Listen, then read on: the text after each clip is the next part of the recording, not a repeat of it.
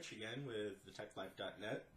Today I'm going to talk about how to become a sysadmin without a college degree. And this is something I've achieved. I've been in IT for almost 25 years. Never got that piece of paper. In fact, I dropped out of high school. Later, got my GED. I think that's important. I have taken some college courses. But in my career, I have never really had the need for that piece of paper.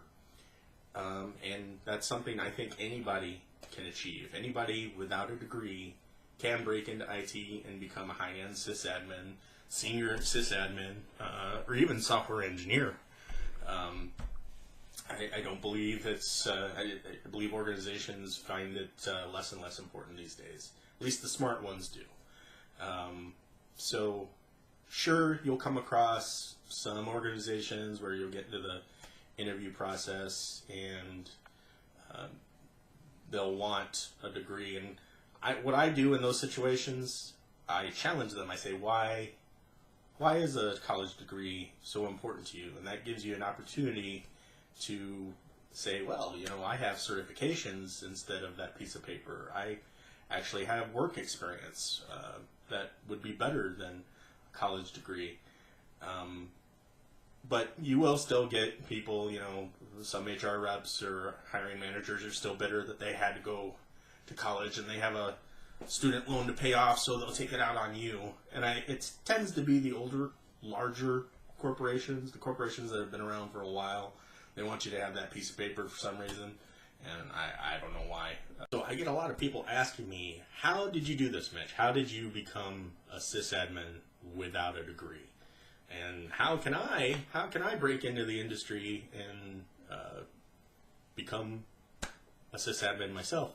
And what I did and what I tell people to do is you got to start small. You got to start somewhere. I started in retail, working for a company called Micro Center, where I repaired computers for the retail customers. I from there went into a job in tech support. It was for a company called US Robotics. Some of you older people might know what that is, but there's always companies looking for somebody to work the phones, somebody to take care of their customers, and somebody to large corporations that might have a large amount of employees who need people to troubleshoot problems over the phone. Those types of jobs, the retail and tech support, they will train you up. They will put you through rigorous training in most cases, and that served me well. It gave me a good foundation, that those type of training programs they put me through to get me started really well. Tech support, you can often move into a more of a help desk role, where you're working for a company, servicing their equipment, sometimes answering the phones. A help desk job will entail, but a lot of it's some face-to-face stuff too. So that will allow you to also work with the people above you, the system admins, who, if you find somebody who's more than happy to teach you their skills. I was lucky enough in my career to have a lot of people who would share knowledge with me. So it's at this point that when you're working at a help desk, you can really start to delve into some training programs. You can get your employer to send you places or buy you online courses to help you build up to that sysadmin level. And if you have a good employer, they're going to want to invest in that and really help you grow. There's some organizations who don't, and if you end up at a place that doesn't really want to invest in your training, then I would suggest you go somewhere else. But it's at this point, when you go to a help desk, you can really accelerate your training at a phenomenal pace. And I would also recommend getting courses like Lynda, Lynda, or LinkedIn training. I guess they're known now,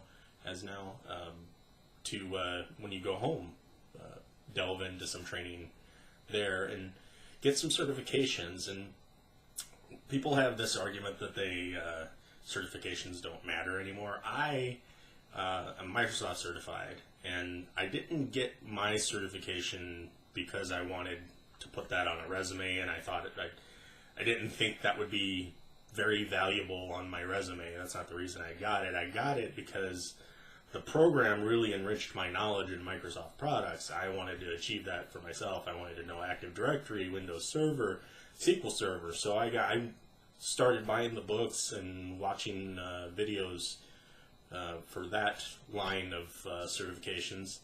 And there was really, again, no other reason than I wanted to do the training within those certifications. And I would recommend that's how you learn best and get the best certifications. You do it because you want to learn, not just because you want the piece of paper that says, hey, I am certified in such and such.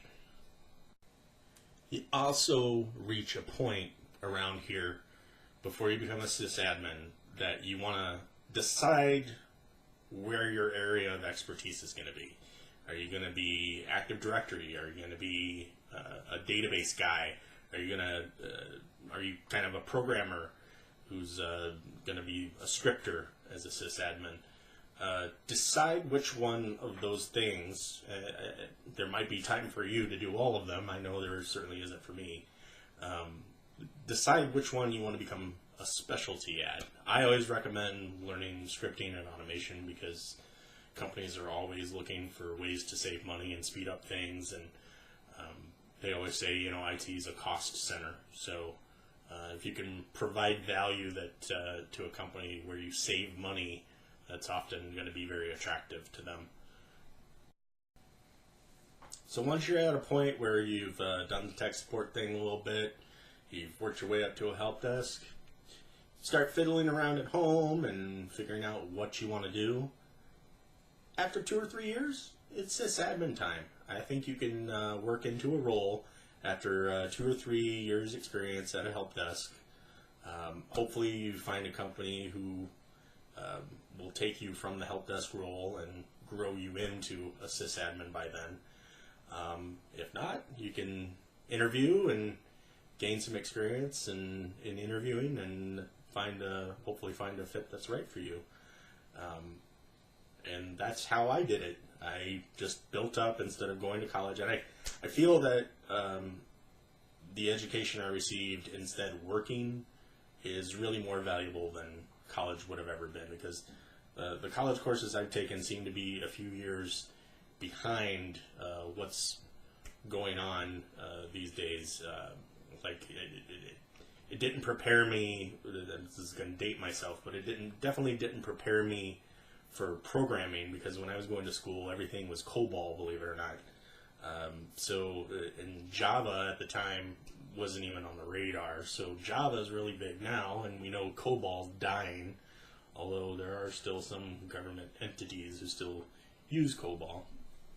But my point is that I think being out there, working a job instead of wasting time in a college classroom really will gain you more experience in technology that's cutting edge. So that's it. Pretty straightforward, right? It's pretty easy to get a job as a sysadmin.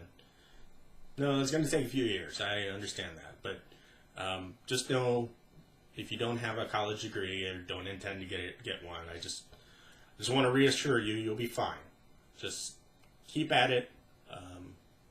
Build your career a little bit at a time. Go home and fiddle around, and I guarantee you'll find somebody in an interview who will appreciate your experience regardless of whether you have that piece of paper or not. And again, you will. I know I've been through times where I will go through several interviews at once, and everything will be fine and dandy, and then they'll say, "Oh, where'd you go to school?" And I'll be like, "Amundsen High School, Chicago, Illinois." No, where'd you go to college?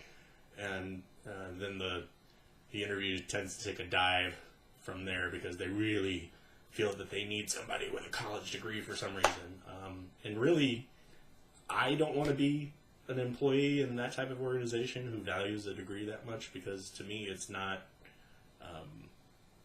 smart. It's not smart to just throw out this area of employees just because they didn't go to college. So anyway, I think I've gotten to where I'm rambling now, but Thanks for watching. Hope this video helps you, any of you out there who might not have graduated college but still want to enter IT and become sysadmin.